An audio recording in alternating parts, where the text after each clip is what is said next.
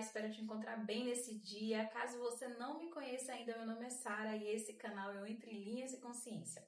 Eu desenvolvi esse canal para que a gente pudesse fazer algumas leituras juntas e refletir um pouco sobre essas leituras também.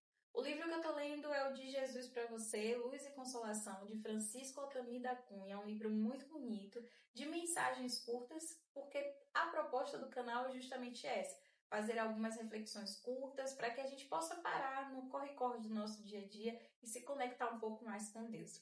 O capítulo de hoje é o capítulo 24, Reconciliação e Liberdade. Concilia-te depressa com teu adversário enquanto estás a caminho com ele. Mateus capítulo 5, versículo 25. A impermanência da vida no corpo físico é uma realidade. Cada dia representa um passo que damos no caminho de retorno ao mundo espiritual. Contudo, indiferentes a essa verdade, são muitos os que vivem como se a vida no corpo fosse eterna. Dedicam exagerados cuidados para manter a boa aparência e a saúde do corpo, mas mantêm-se negligentes com relação à saúde do espírito. Guardam mágoas como se fossem relíquias das quais não podem se desfazer, e olvidam as advertências de Jesus: concilia-te depressa com teu adversário enquanto estás no caminho com ele.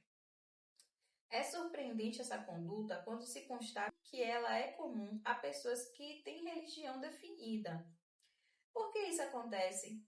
Porque ter religião nem sempre é ter espiritualidade, consciência sobre a imortalidade da alma e a lei de causa e efeito. Não são poucos os que veem na religião apenas um rótulo ou continuação de uma tradição familiar. Não compreendem que necessitam mudar, em busca da sintonia com a lei de amor ensinada por Jesus. Adiam a oportunidade da reconciliação com o adversário e ou da reparação dos erros contra ele cometidos, escravizando-se a insuportável sentimento de culpa, gerador de muitos sofrimentos. Jesus, em sua sabedoria, nos advertiu a respeito da necessidade de edificarmos nossa casa sobre a rocha, para que ela possa resistir às chuvas e aos ventos. Meditando sobre essa advertência, uma dúvida surge: onde estamos edificando nossa casa? Sobre a rocha ou sobre a areia? Guardar ressentimento é construir sobre a areia movediça do orgulho, que não resistirá à força transformadora da vida e com certeza a construção ruirá. Perdoar e reconciliar-se com o adversário é construir sobre a rocha do amor. Aí sim, a construção jamais será abalada, porque o amor é a força mantenedora da vida. Quem tem o mínimo de espiritualidade jamais aceitará que a morte seja uma esponja mágica com o poder de apagar todo o conteúdo arquivado na memória.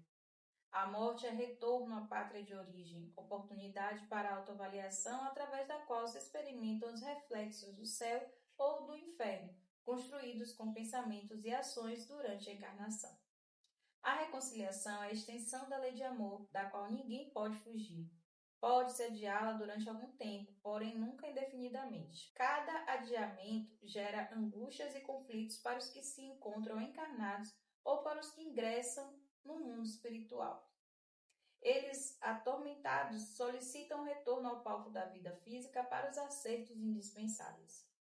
André Luiz, através da mediunidade de Francisco Cândido Xavier na obra Missionários da Luz, relata o caso de Segismundo, espírito desencarnado há vários anos, cuja folha de serviços prestados beneficiara milhares de espíritos. No entanto, ele mantinha-se incomodado por um episódio acontecido em uma última encarnação, na qual se envolvera em um triângulo amoroso e assassinara o seu rival. O tempo não conseguira apagar seu drama de consciência, e para se libertar da inconveniente situação, ele resolveu reparar o erro cometido, reencarnando como filho daquele que fora sua vítima.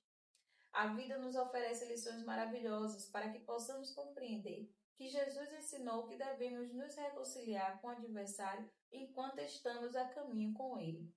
A justiça divina está na consciência de cada indivíduo, tornando juiz de si mesmos conforme o grau de evolução que tem atingido.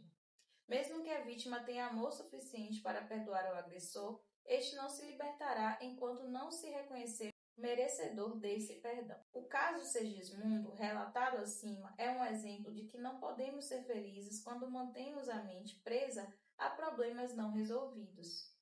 Em acordo com Jesus, adiar a reconciliação é manter-se encarcerado pela culpa até que seja pago o último centavo.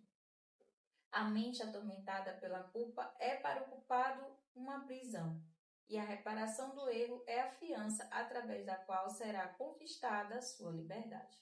É difícil para espíritos orgulhosos como nós a compreensão de semelhante verdade. No entanto, a justiça divina tem seus mecanismos para nos fazer mudar. Um dia, então, entendendo as leis que regem o universo, aceitaremos a orientação de Jesus. Amai os vossos inimigos. Então, a mensagem ela é muito clara e ela principalmente é uma mensagem que a gente já sabe em nossos corações das nossas verdadeiras responsabilidades. Principalmente para quem se denomina cristão, para quem se denomina fiel a alguma determinada religião, porque é algo que a gente vem debatendo durante todos os tempos de Jesus para cá. A necessidade de perdoar para sermos perdoados, a necessidade de reatarmos ali qualquer diferença que tivermos pelo caminho. Porque todas essas dores causadas ou causadas a nós, elas ficam nos amarrando à situação.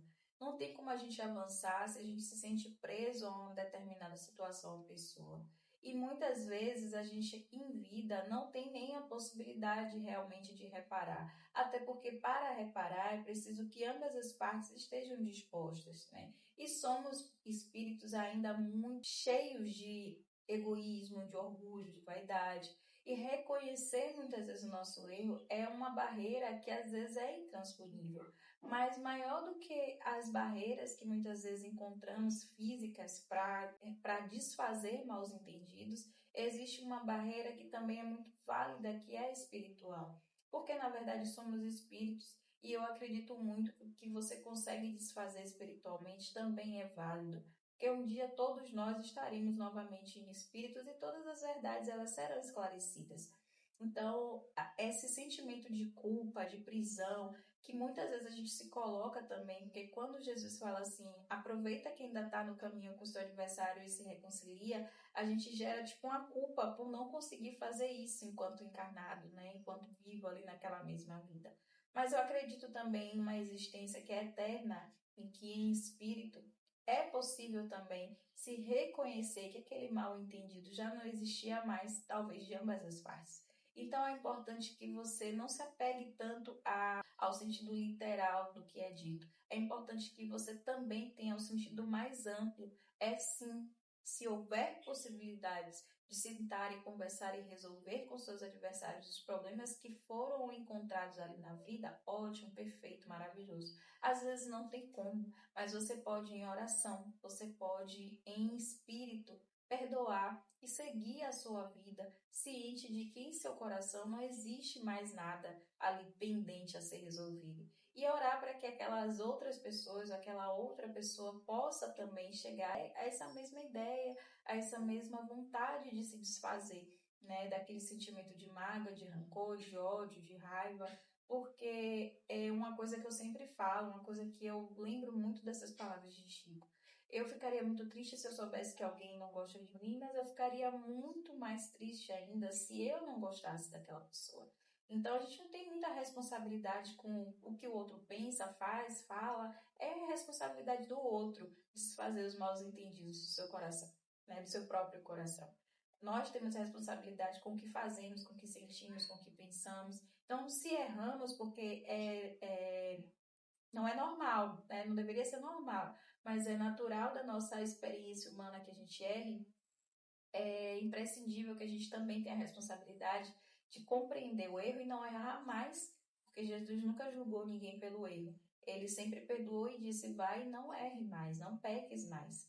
Então, acho que essa é a nossa maior responsabilidade, deve ser nosso maior comprometimento com o que a gente tem feito diariamente. A gente erra e tudo bem, a gente errar porque a gente ainda é humano, mas que a gente não fique preso ao fato de ser humano para continuar alimentando os nossos erros, o nosso ego, os nossos defeitos. Então, a minha preocupação maior é de hoje em diante. O que passou, passou. Para mim, está tudo esclarecido, está tudo tranquilo, está tudo perdoado. E o que importa é o que eu tenho feito hoje e o que eu farei amanhã. E o meu objetivo é fazer melhor amanhã, cada vez mais. Então, que a gente possa ter esse pensamento sempre vivo em nosso coração, de ser melhor hoje e de fazer muito melhor amanhã. Eu espero que essa mensagem tenha tocado seu coração, que você tenha feito uma análise do que tem feito nos seus dias e que essa análise se estenda um pouco mais para que a gente possa mudar o nosso comportamento diariamente,